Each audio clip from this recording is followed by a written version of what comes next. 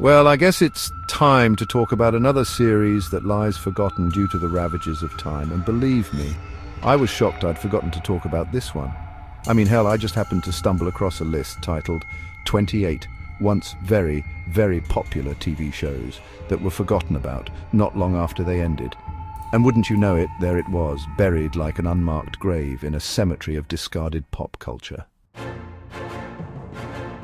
Funnily enough, there were two on that list I remembered pretty clearly, and oddly enough, one I hadn't watched until not long ago.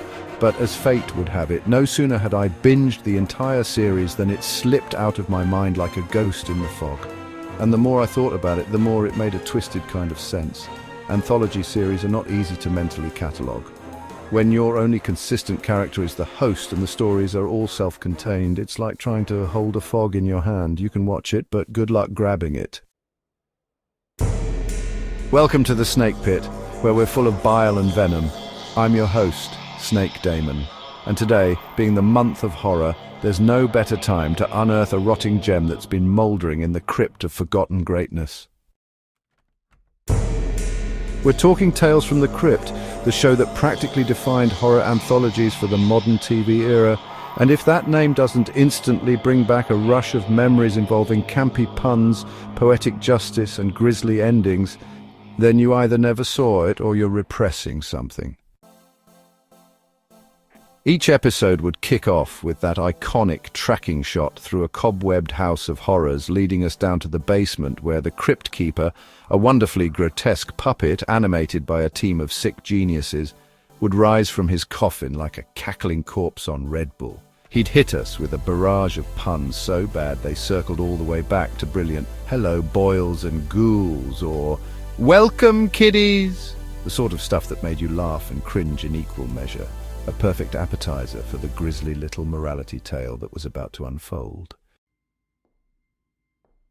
And that was the hook. Every single episode was its own nasty little parable. Tales of cheaters, liars, killers, corporate scumbags and backstabbing spouses, all of them getting exactly what they deserved in the most deliciously twisted way possible. If someone was greedy, they'd be buried alive with their gold. If someone was unfaithful, their lover would come back from the dead to drag them to hell. If someone murdered their partner, oh, you knew that severed head was going to start talking eventually. Never has the term "you get what you forking deserve" been more apt.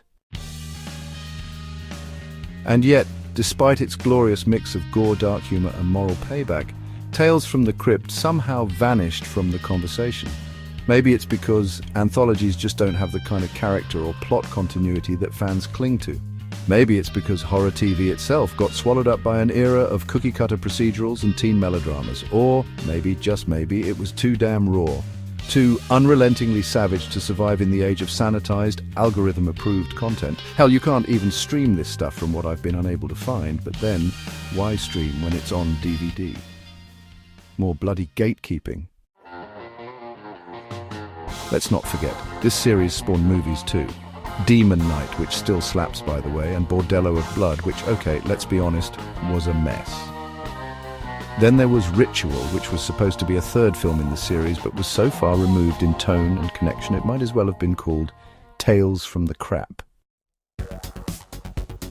What's really wild is that there were two other films originally intended to be part of the Tales from the Crypt film series, The Frighteners and From Dusk Till Dawn, and honestly, you can see it.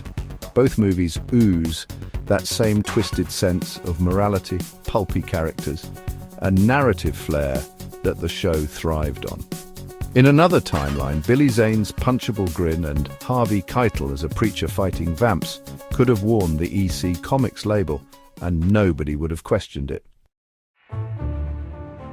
You know, HBO really had guts letting a horror anthology this raw and bloody air uncensored, and honestly, the fact it became a pop culture mainstay just proves they knew exactly what they had.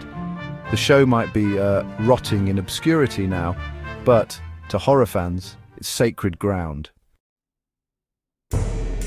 John Kassir was the Cryptkeeper. Without him, there is no Crypt. No reboot, remake or reimagining has ever come close, and well, none ever will without that voice, that wit, that twisted spark.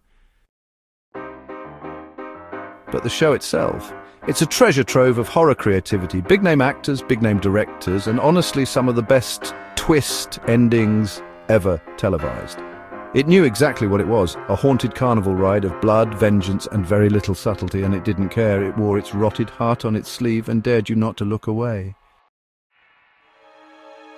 And now it's a relic, a hidden corpse in the basement of horror history, but maybe, just maybe, it's time to exhume it, clean off the cobwebs, and show a new generation what real horror television looked like before streaming turned everything into slow-burn sadness and trauma porn.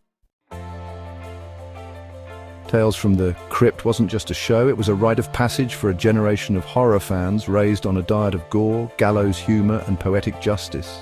The anthology format, the splattery EC Comics tone, and that cackling corpse of a host turned Sunday nights into a parade of moral comeuppance and gory finales. Sure, like all long-running shows, it hit a few bumps, especially the catastrophic 7th season, which might as well have been a Cryptkeeper themed tax write-off, but at its peak, it was genre gold. It's a shame it's been left to rot in the graveyard of forgotten TV because it deserves resurrection. Not rebooting, mind you, some things are sacred, but remembering. This was horror with teeth, claws, and a wicked sense of humour. So next time someone tells you horror peaked with Stranger Things, just laugh like the Cryptkeeper, grab a shovel and start digging into the real vault of horror TV greatness. Thanks for dropping by the Snake Pit, where we thrive on untapped potential and lost opportunities. Don't forget to subscribe and hit that bell like the video, and leave your opinions in the comments, where naturally I won't read them. Until next time, stay venomous.